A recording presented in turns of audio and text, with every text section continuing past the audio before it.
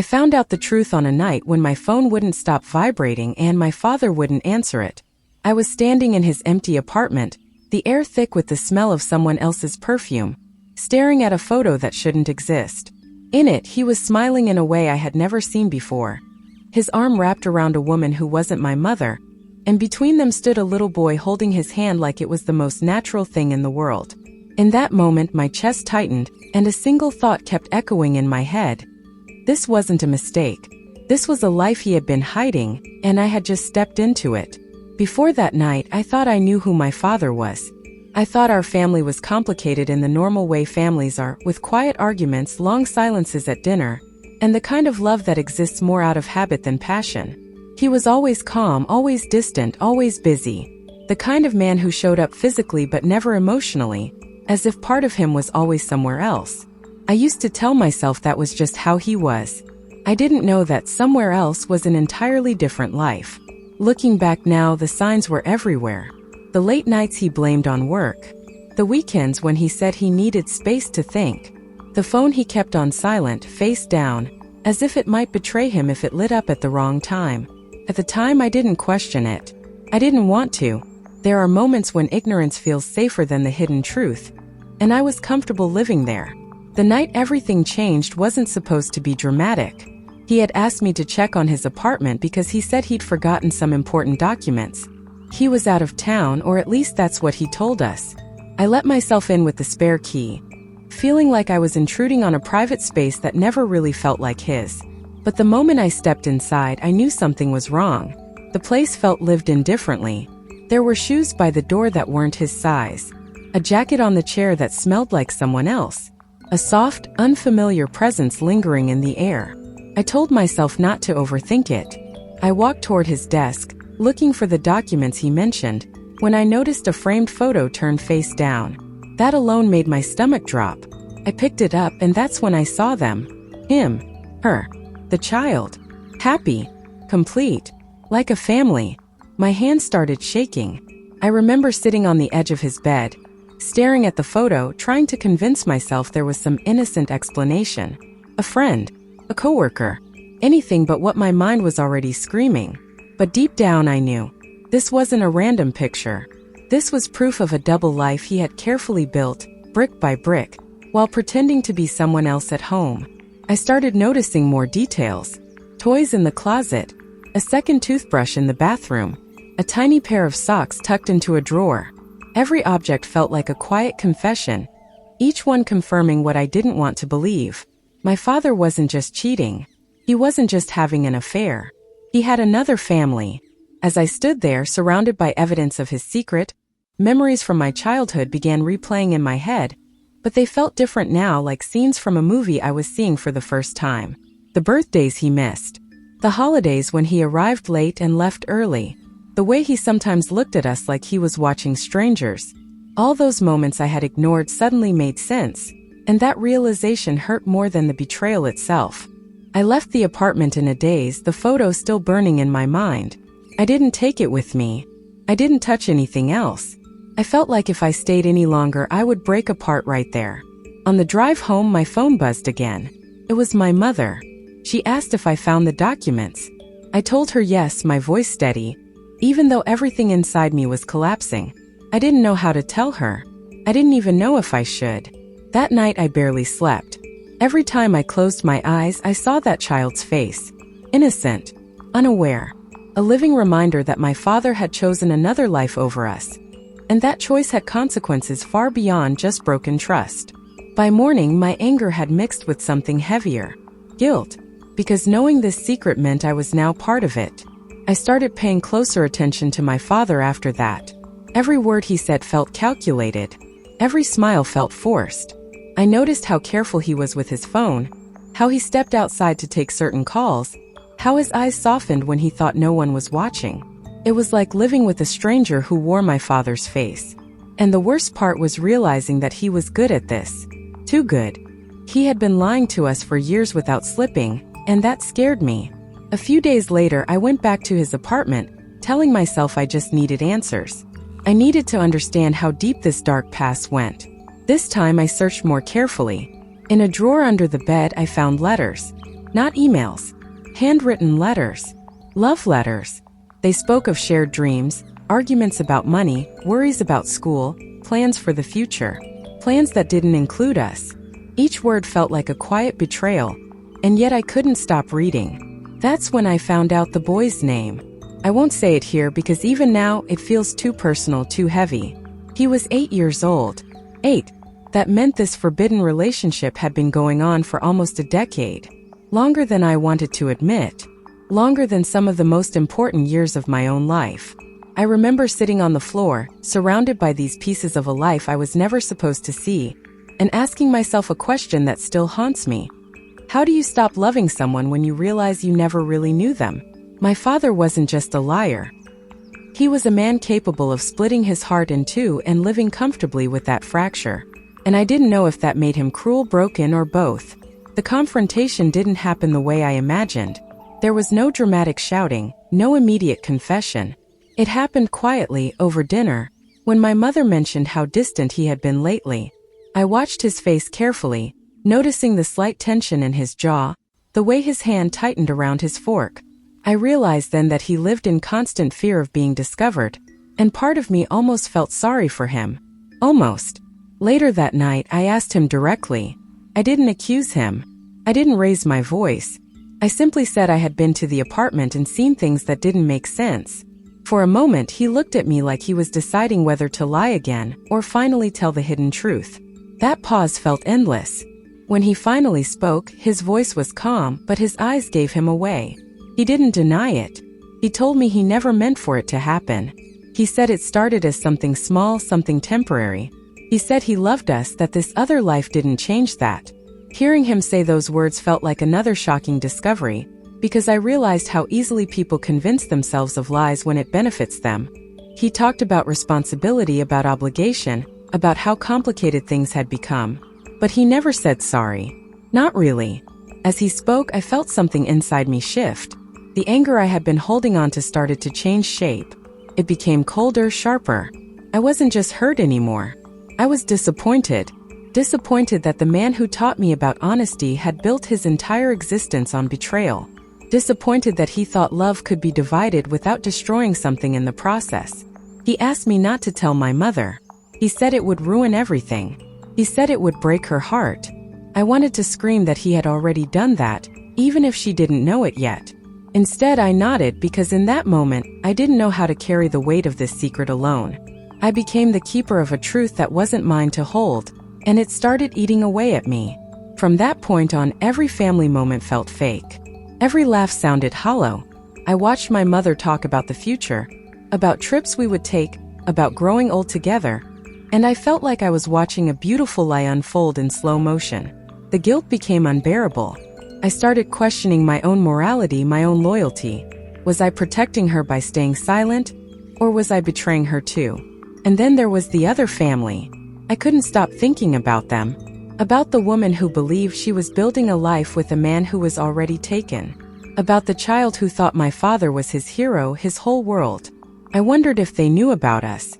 I wondered if they felt as lonely and confused as I did. The thought that we were all unknowingly connected by this web of lies made my skin crawl. One afternoon I saw them together. It wasn't planned. I was walking down a street near my father's apartment when I saw him ahead of me, holding that boy's hand, laughing in a way I had never seen before. The woman walked beside them, her hand resting casually on his arm. They looked like a real family. Happy. Normal. And in that moment, something inside me broke. I realized that no matter what happened next, nothing would ever be the same.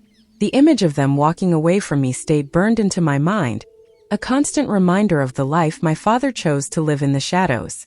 A life built on family secrets, betrayal, and a hidden truth that was slowly tearing me apart from the inside. By the time I got home that day, I knew a decision was coming. I just didn't know yet how much it would cost me, or how many lives it would destroy when the truth finally came out.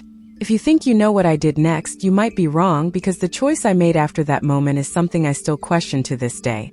The decision didn't come all at once.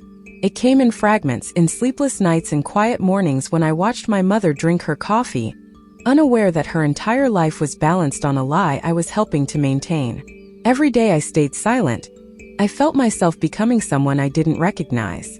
I wasn't just my father's child anymore. I was his accomplice.